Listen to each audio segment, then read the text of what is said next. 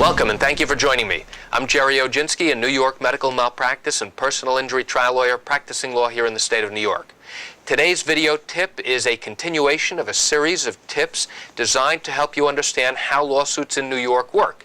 Specifically, we're talking about medical malpractice cases. In the first segment of this video series, I described how an attorney evaluates your potential medical malpractice case. We're now at the point where an attorney is going to prepare the paperwork necessary to start an actual lawsuit.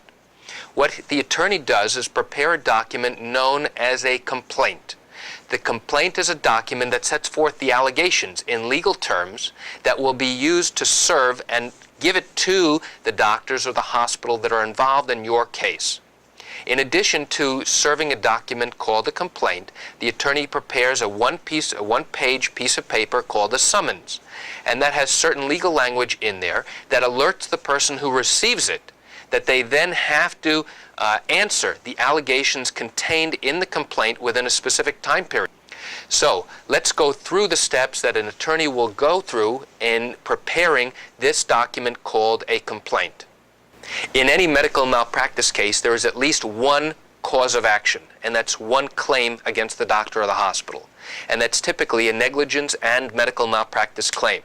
Negligence is carelessness. Medical malpractice is often defined as medical carelessness by a doctor or another health professional. So when we allege that the doctor or the hospital was negligent and committed medical malpractice, we are saying that they did not do what they were supposed to do and departed from the standard of care. And there are specific allegations that we're required to put in a particular complaint when we bring a lawsuit in the state of New York in the Supreme Court of the state of New York, which happens to be the trial level court for cases in New York. Now, in addition to that particular claim, we oftentimes will allege something such as lack of informed consent. And what that means is that, say for example, you had surgery and something happened during the surgery to cause you injury.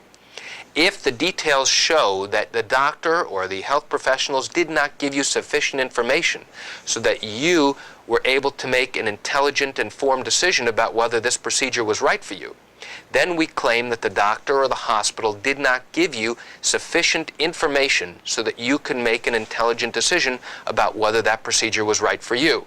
That's called lack of informed consent. Another claim that we commonly see is when the injured person is married and that person has suffered their own type of injury and has been unable to experience a normal relationship with their injured spouse as a result of your injuries. And we call that a loss of services claim, where now the spouse, the healthy spouse, must take care of the injured spouse and give up many of the things that they used to do before. Their relationship has suffered, and the things that they enjoyed doing is now no longer possible. So we also will include that if the person is married and suffered as well. So those are three basic claims that are used to establish what we call wrongdoing and to establish the elements necessary to prove a case in the state of New York. Once your attorney has prepared the complaint that's necessary to go forward with your case, he will typically send a copy of it to you together with a piece of paper known as a verification. And that's usually done so that you can verify that these are the claims that you are making and that the attorney isn't simply making them up for just the sake of bringing a lawsuit. You have to verify that this is your case and that you have read the enclosed allegations and that you believe them to be true and accurate.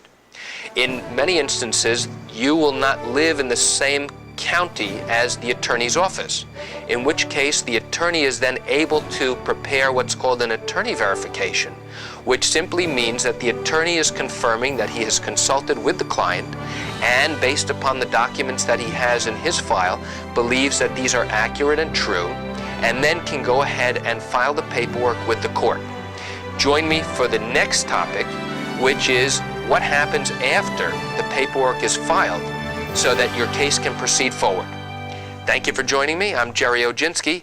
Have a great day.